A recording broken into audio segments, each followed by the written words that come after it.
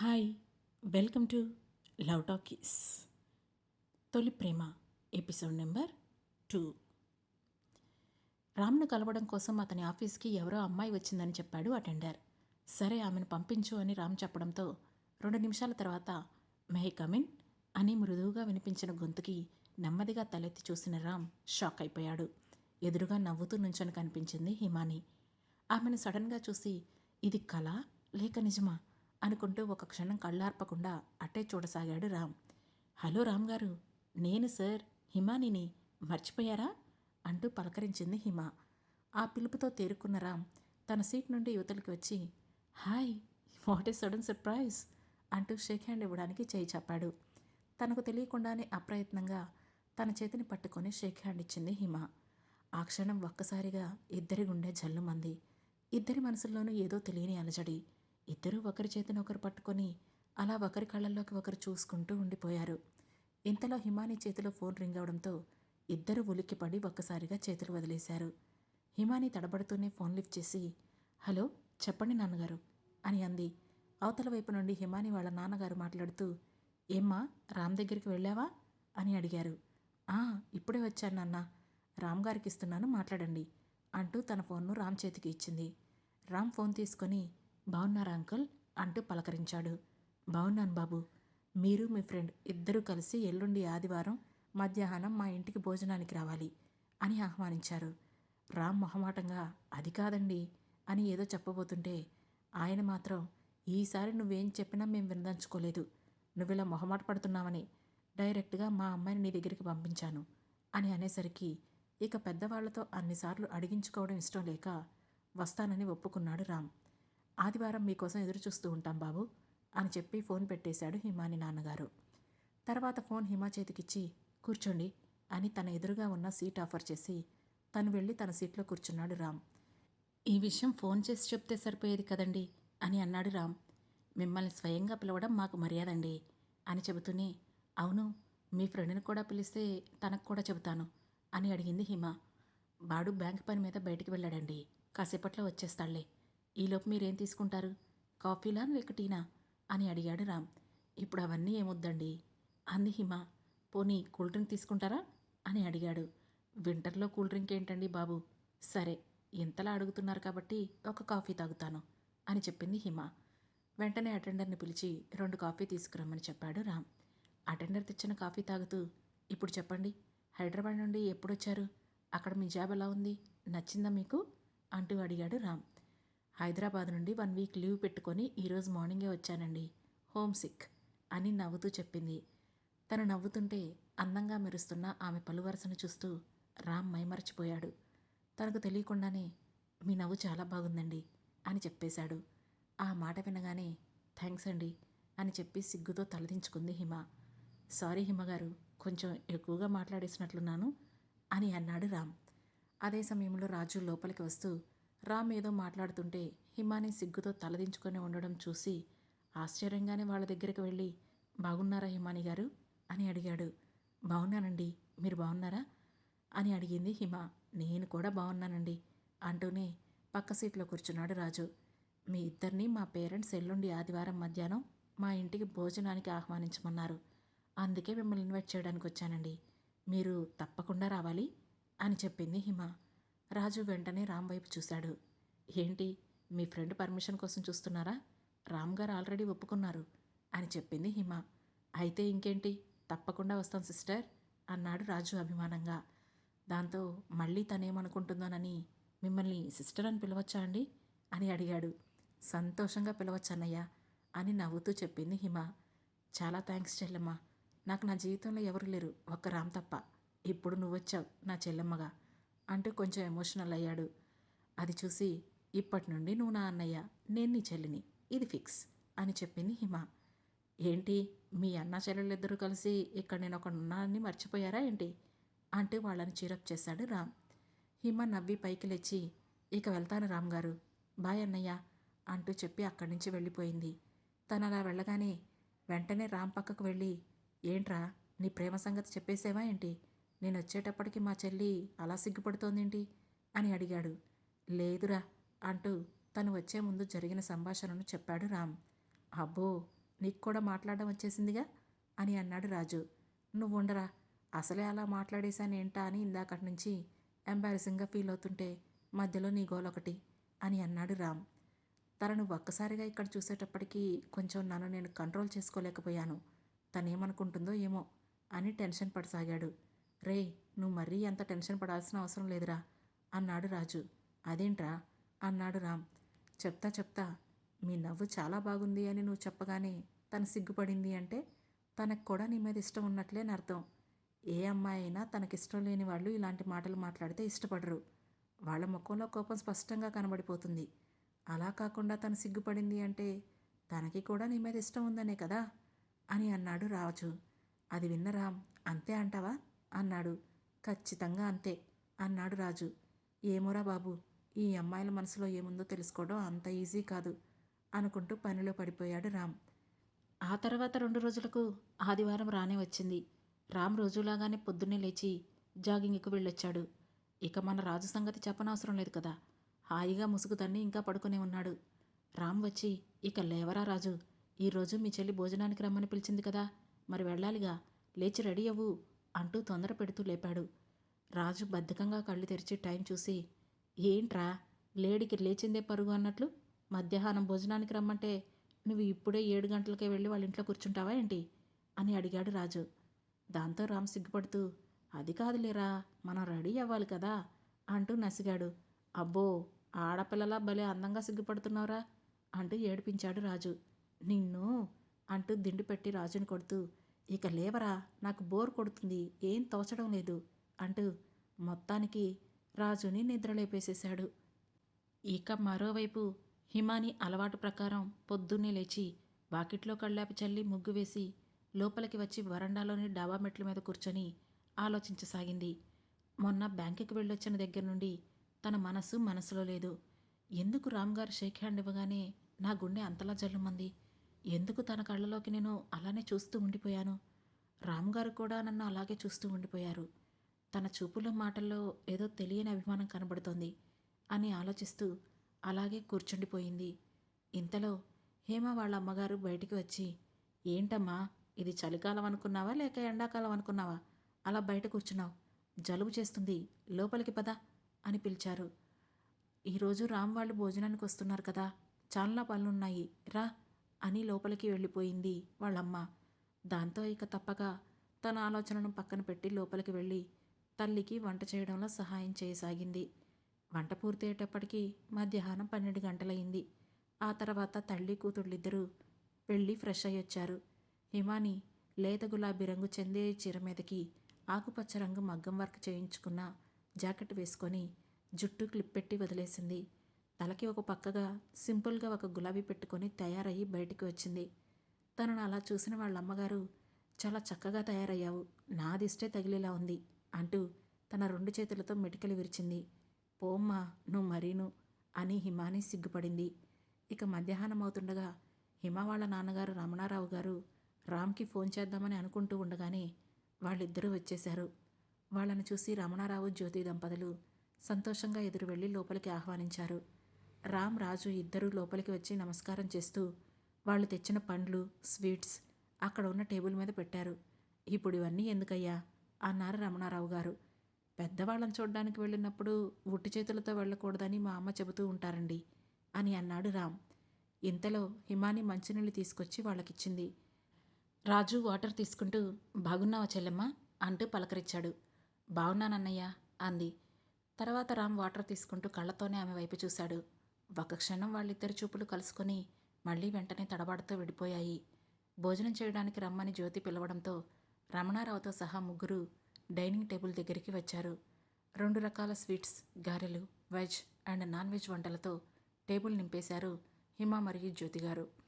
అవన్నీ చూసి రాజు ఆశ్చర్యపోతూ, ఇన్ని వంటలా, ఇవన్నీ తింటే మా పొట్ట పగిలిపోతుందేమో అని అన్నాడు తమాషాగా.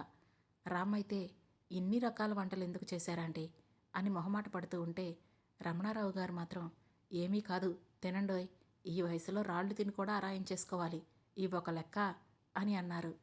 మీ ఇద్దరూ కూడా కూర్చోండి అని అన్నాడు రామ్. వద్దులే బాబు, మేం కూడా మీతో తింటే మీకు వడ్డించిన తృప్తి ఉండదు మాకు అని ఆవిడ వారిద్దరికీ కొసరి కొసరి వడ్డిస్తుంటే ఇద్దరూ తృప్తిగా తిని లేచారు. హిమ ఆ తర్వాత వాళ్ళ అమ్మగారు కూడా భోజనం చేసి వచ్చి వాళ్లతో కూర్చున్నారు. రమణారావు గారు రామ్ గురించి మరియు రాజుల కుటుంబాల గురించి అడిగి తెలుసుకున్నారు. రాజు గురించి విన్న తర్వాత ముగ్గురు చాలా బాధపడ్డారు. వెంటనే హిమాని, రాజు అన్నయ్య, నీకెవ్వరూ లేరనుకోవద్దు. నేను స్వాతి ఇద్దరు చెల్లెళ్ళున్నాం నీకు. మా అమ్మా నాన్నలు కూడా మీ అమ్మా నాన్నలనే అనుకో అని చెప్పింది. అవును బాబు అని అన్నారు వాళ్ళిద్దరు కూడా. వారి ప్రేమ ఆప్యాయతలకి రాజుకి ఆనందంతో కళ్ళు చెమర్చాయి. అయితే ఈ శుభ సందర్భంలో నోరు తీపి చేసుకోవాలి కదా, ఉండండి అంటూ హిమాని వెళ్ళి బౌల్స్లో గులాబ్ జాములు వేసి అందరికీ ఇచ్చింది. రాజుకి కూడా ఇస్తూ, నేనే చేశానన్నయ్య, తిని ఎలా ఉందో చెప్పాలి అని అంది. నువ్వు చేశాక ఇక అందులో వంకలెందుకుంటాయిరా అంటూ నోట్లో పెట్టుకొని, ఆహా అద్భుతం అన్నాడు.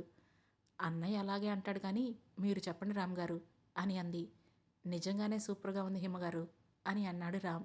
థ్యాంక్స్ అండి అంది హిమ. మేం కాసేపు రెస్ట్ తీసుకుంటాం, మీరు కబుర్లు చెప్పుకోండి అంటూ లేచారు రమణారావు జ్యోతిగారులు. ఇక మేం కూడా వెళ్తామండి అని పైకి లేచాడు రామ్. మీరిప్పుడే ఎక్కడికి వెళ్ళడం లేదు, రాత్రికి కూడా మా ఇంట్లోనే భోజనం చేసి వెళ్ళాలి, లేకుంటే నేను బాధపడిపోతాను అంటూ వాళ్ళని లాక్ చేశారు రమణారావు గారు. దాంతో ఇద్దరూ అక్కడే ఆగిపోయారు. కాసేపు ఆ మాట ఈ మాట మాట్లాడి హిమాని తల్లిదండ్రులిద్దరూ విశ్రాంతి తీసుకోవడానికి వెళ్ళిపోయారు. ఆ తర్వాత రామ్, రాజు, హిమ ముగ్గురు కాసేపు టీవీలో ఏదో పాత సినిమా వస్తుంటే చూస్తూ గడిపేశారు. అది పూర్తయ్యాక మా రూఫ్ గార్డెన్ చూపిస్తాను రండి అంటూ వాళ్ళిద్దరినీ డాబా మీదకి తీసుకువెళ్ళింది హిమ. డాబా మీదకి వెళ్ళగానే అక్కడ తోట చూసి రామ్, రాజు ఇద్దరూ ఆశ్చర్యపోయారు. రకరకాల పూల మొక్కలు, పండ్ల మొక్కలు, ఆకుకూరలతో పైన అంతా రంగులమయంగా చాలా ఆహ్లాదకరంగా ఉంది. అది చూసి ఇద్దరూ మెచ్చుకోకుండా ఉండలేకపోయారు. ఈ గార్డెనింగ్ ఎవరు చేస్తారు హిమగారు అని రామ్ అడిగాడు. ఇదంతా మా అమ్మా నాన్నలకి ఇష్టం రామ్గారు. ప్రతిరోజు ఉదయం ఇద్దరు కలిసి 1 గంట సేపు వీటితోనే గడుపుతారు అని చెప్పింది. ఇంతలో కింద నుండి హిమ అని వాళ్ళమ్మగారి పిలుపు వినిపించడంతో వస్తున్నా అమ్మా అంటూ గబగబా కిందకి వెళ్ళపోతూ ఇంతలో ఆమె చీర కుచ్చిళ్ళు కాళ్ళకు అడ్డుపడి ముందుకు పడబోయింది. ఆమె వైపే చూస్తూ ఉన్న రామ్ వెంటనే అలర్ట్ అయ్యి ముందుకు పడబోతున్న ఆమెను వెనక నుండి నడుము చుట్టూ చెయ్యి వేసి పడకుండా పట్టుకున్నాడు. ఆల్మోస్ట్ పడిపోయానని అనుకుంటూ గట్టిగా కళ్ళు మూసేసుకున్న హిమ తననెవరో పట్టుకున్నట్లు అనిపించి మెల్లగా కళ్ళు తెరిచి చూసేటప్పటికీ తనను పడకుండా గట్టిగా పట్టుకొని ఉన్న రామ్ కంగారుగా తననే చూస్తూ కనిపించాడు. అతన్ని అంత దగ్గరగా చూసిన హిమ కళ్ళు సిగ్గుతో కిందకి వాలిపోయాయి. రామ్ కూడా ఆమెను ఎంతో అపురూపంగా అలానే చూస్తూ మృదువుగా పట్టుకొని సరిగ్గా నుంచోపెట్టాడు. తర్వాత మెల్లగా రామ్ వైపు తిరిగి అతని కళ్ళలోకి చూస్తూ థ్యాంక్స్ అండి అని చెప్పింది హిమ. జాగ్రత్తగా చూసుకొని నడవండి అని రామ్ అనగానే అలాగే అని తలూపి కిందకి వెళ్ళింది. తను వెళుతున్న వైపే తన్మయత్వంగా చూస్తూ ఉండిపోయాడు రామ్. తను కిందకి వెళ్ళి చాలాసేపు అయింది. తమరిక చూపు తిప్పచ్చు సార్ అని రాజు మాటలు వినిపించడంతో ఈ లోకంలోకి వచ్చిన రామ్ ఇంతవరకు ఎక్కడున్నారా బాబు అని అడిగాడు. మీ ఏకాంతానికి భంగం కలిగించడం బాగుండదని దూరంగా వెళ్ళితిమి మహాప్రభు అని అన్నాడు నాటక ఫక్కీలో. నీకు బాగా ఎక్కువైందిరా, ఇంటికి వెళ్ళాక చెప్తాను నీ సంగతి అని అంటూ ఉండగానే ఏంటి రామ్ గారు, మా అన్నయ్య సంగతి ఏంటో చూస్తానంటున్నారు అంటూ హిమాని పైకి వచ్చింది. అబ్బే ఏం లేదండి అని మాట మార్చేశాడు రామ్. సరే అమ్మ మిమ్మల్ని కిందకి రమ్మంటుందండి, రండి వెళ్దాం అని అనగానే ముగ్గురు కలిసి కిందకు వెళ్లారు. వాళ్ళని చూడగానే రమణారావు గారు రండి రండి, మీ ఆంటీ పకోడీలు చాలా బాగా చేస్తుంది, వేడిగా ఉండగానే ఒక పట్టు పట్టేద్దాం అని సరదాగా నవ్వుతూ అన్నారు. మేమొచ్చి మీకు బాగా శ్రమించేశాం అని రామ్ అంటుంటే రాజు అయితే పిన్ని చేసిన పకోడీలు రుచి చూడాల్సిందే బాబాయ్ అంటూ వరస కలిపేశాడు. పకోడీలు తింటూ అదరగొట్టేశావు పిన్ని అని చనువుగా మెచ్చుకున్నాడు. రామ్ కూడా బాగున్నాయంటీ అని చెప్పాడు. తర్వాత టీ పెట్టి తీసుకొచ్చింది హిమాని. టీ తాగుతూ అందరూ కాసేపు కబుర్లు చెప్పుకున్నారు. రామ్కి హిమాని వాళ్ళ తల్లిదండ్రుల మంచితనం, వారు చూపించే అభిమానం బాగా నచ్చేశాయి. ఈ మధ్యలో మళ్ళీ ఎప్పట్లాగే రాజు మెల్లగా రామ్కి మాత్రమే వినిపించేలా కనీసం నీ ప్రేమ సంగతి హిమాని వాళ్ళ అమ్మా నాన్నలకైనా చెప్పొచ్చు కదా అని అన్నాడు. కొంచెం టైం ఇవ్వరా, ఎలా చెప్పాలో అర్థం కావడం లేదు అని అన్నాడు రామ్. కాసేపటికి డిన్నర్ టైం అవడంతో అందరూ కలిసి సరదాగా మాట్లాడుకుంటూ భోజనం కూడా పూర్తి చేశారు. ఇంకా మీరు ఎన్ని రోజులు ఉంటారండి ఇక్కడ అని రామ్ అడిగాడు హిమని. ఆదివారం రాత్రికి బస్ టికెట్ రిజర్వేషన్ చేయించుకున్నాను అని చెప్పింది హిమ. నీ ఫోన్ నెంబర్ చెప్పమ్మా, నువ్వు హైదరాబాద్ వెళ్ళాక అప్పుడప్పుడు ఫోన్ చేస్తూ ఉంటాను అని అడిగి హిమ నెంబర్ ఫీడ్ చేసుకున్నాడు రాజు. మీ ఇద్దరి ఫోన్ నెంబర్స్ కూడా ఇవ్వండి అన్నయ్య అని తను కూడా వాళ్లను అడిగి తీసుకుంది. ఇక వెళ్ళొస్తామండి. పొద్దున్నుండి ఇప్పటి వరకు మీరు మమ్మల్ని ఎంతో ఆత్మీయంగా చూసుకున్నారు. చాలా చాలా థ్యాంక్స్. మీకు కూడా ఆంటీ అని రామ్ చెప్పాడు. మరి నాకు లేదా థ్యాంక్స్ అని రాముని చూస్తూ సరదాగా అంది హిమాని. వెంటనే తన వైపు చూడగానే కళ్ళు దించేసింది. రామ్ కళ్ళలోకి సూటిగా చూడలేక. మీకు ప్రత్యేకమైన ధన్యవాదాలు హిమాని గారు అని నవ్వుతూ అన్నాడు రామ్. ఆ మాటకు తలెత్తి రామ్ని చూసిన హిమకు అతని నవ్వులో ఏదో తెలియని కొంటిదనం కనిపించి అలాగే చూస్తూ ఉండిపోయింది. రామ్ కళ్ళతోనే వెళ్ళొస్తానని చెప్పగా అప్రయత్నంగా సరే అంటూ తల ఊపింది. రామ్ రాజులు వెళ్తుంటే ముగ్గురు బయటికి వచ్చారు. వాళ్లకు వెళ్ళొస్తామని చెప్పి ఆ ఇద్దరు బయలుదేరి వెళ్ళిపోయారు. ఆ తర్వాత హిమాని తన గదిలోకి వెళ్ళి చీర మార్చుకొని నైట్ డ్రెస్ వేసుకొని మంచం మీద వాలిపోయింది. కానీ నిద్రపోదామని ఎంత ప్రయత్నించినా కూడా ఆమెకు నిద్ర పట్టడం లేదు. పైగా మధ్యాహ్నం డాబా మీద రామ్ తనని పట్టుకున్న సంఘటన గుర్తుకొస్తుంటే ఆ విషయం గురించే పదే పదే ఆలోచించసాగింది. ఎందుకు రామ్ స్పర్శ తగిలిన ప్రతిసారి నన్ను నేను మైమర్చిపోతున్నాను, తన కళ్ళలోకి సూటిగా చూడలేకపోతున్నాను అని అనుకుంది. ఇంతలో పిచ్చి మొక్కం, అది కూడా తెలీదా నీకు? ఫారెన్ వెళ్ళి చదువుకొని వచ్చావు మళ్ళీ, దాన్నే ప్రేమ అంటారు అనే మాట వినిపించింది. అది విని హిమ ఎవరా అని చుట్టూ చూడసాగింది.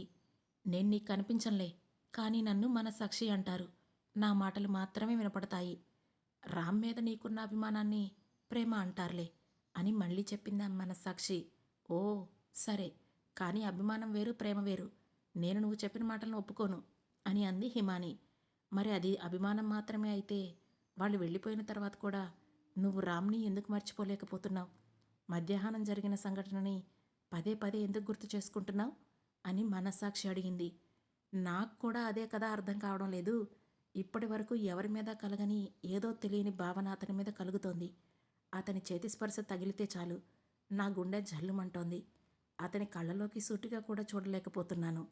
ఇంతకు మునుపు నాకు ఎవరితోనూ ఇలాంటి భావన కలగలేదు. ఈ భావనకి అర్థమేంటో తెలియకే కదా ఇందాకటి నుంచి సతమతమవుతున్నాను అని అంది. నీకు తెలియనప్పుడు నేను చెప్పింది వినాలి కదా. నేను నీ మనసుని, నీ లోపల ఫీలింగ్స్ అన్నీ కూడా నాకు బాగా అర్థమవుతాయి. ఇది ఖచ్చితంగా ప్రేమే, నువ్వు నమ్మాలి అని చెప్పింది మనస్సాక్షి. నేను ప్రేమల గురించి ఆలోచించనని నీకు తెలుసు కదా. అమ్మా నాన్నలు ఎవరిని పెళ్లి చేసుకోమంటే వాళ్ళని చేసుకుంటానని తెలిసి కూడా నువ్వు ఇలా మాట్లాడడం ఏం బాలేదు అని అంది హిమాని. నిజమే గాని నీకు తెలియకుండానే నువ్వు రామ్ ప్రేమలో పడిపోయావు అని చెప్పింది మనస్సాక్షి. లేదు లేదు, రామ్ గారు మమ్మల్ని యాక్సిడెంట్ అయినప్పుడు హాస్పిటల్లో చేర్పించి చాలా సహాయం చేశారు. ఆ కృతజ్ఞత వల్ల ఆయన మీద మంచి అభిప్రాయం ఏర్పడింది. అదే అభిమానంగా మారింది. అంతేగాని దానికి ప్రేమ అని పేరు పెట్టకు నువ్వు అని అంది హిమాని. ప్రేమ కాకపోతే అతను నిన్ను పట్టుకోగానే నీ గుండె ఎందుకు జల్లుమంది? అతని స్పర్శకి నీ మేనెందుకు పులకరించింది? నీకు పెళ్లి వయసు వచ్చింది, అది నువ్వు మర్చిపోయావేమో. ఈ వయసులో కలిగే ఈ భావనలనే ప్రేమ అని అంటారు. ఇది అందరి మీద కలగదు అని మనస్సాక్షి చెప్పింది. నేను అస్సలే ఇలా ఎందుకు జరుగుతుంది అనే సందిగ్ధంలో ఉంటే నువ్వు ఇంకా ప్రేమ అంటూ ఏదేదో చెబుతున్నావు. నేను అమ్మా నాన్నల మాటలకు ఎదురు చెప్పి ఏదీ చేయలేనని నీకు తెలుసు కదా. దయచేసి నువ్వు పడుకో, నన్ను కూడా పడుకోనివ్వు అని విసుక్కుంది హిమ. సరే నీ ఇష్టం అని హిమాని మనసు సైలెంట్ అయిపోయింది. హిమాని బలవంతంగా కళ్ళు మూసుకొని నిద్రపోవడానికి ప్రయత్నించసాగింది. తెల్లవారి లేచి ఎప్పటిలాగే హిమాని బయటికి వచ్చి వాకిట్లో కళ్ళాపు చల్లి ముగ్గు వేయడం మొదలుపెట్టింది. తల వంచుకొని ముగ్గు వేస్తున్న హిమాని కళ్ళకి ఎవరో తన ముందు వచ్చి నుంచున్నట్లు అనిపించి లేచి నుంచొని తలెత్తి చూడగా ఎదురుగా రామ్ నుంచొని తననే తదేకంగా చూస్తూ కనిపించాడు. అనుకోకుండా అతన్ని అక్కడ చూడగానే హిమాని ఆశ్చర్యపోయింది. గుడ్ మార్నింగ్ హిమగారు అంటూ పలకరించాడు రామ్. గుడ్ మార్నింగ్ అండి అని అంది. మీరేమీ అనుకోనంటే మీతో ఒక మాట చెబుతానండి అని అన్నాడు రామ్. పర్లేదు చెప్పండి అంది హిమాని.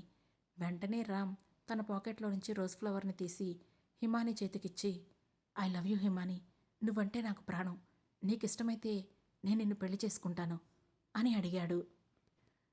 ఆ తర్వాత ఏం జరగబోతుంది తెలుసుకోవాలంటే వెంటనే మా లవ్ టాకీస్ ఛానల్ను సబ్స్క్రైబ్ చేసుకొని తొలి ప్రేమ సిరీస్లోని నెక్స్ట్ ఎపిసోడ్ను వినండి. మా ఈ కథలు మీకు నచ్చినట్లయితే వెంటనే లైక్ చేసి, షేర్ చేసి, కామెంట్ చేసి, హై పాయింట్స్ కూడా ఇచ్చి మమ్మల్ని సపోర్ట్ చేయండి. Thank you.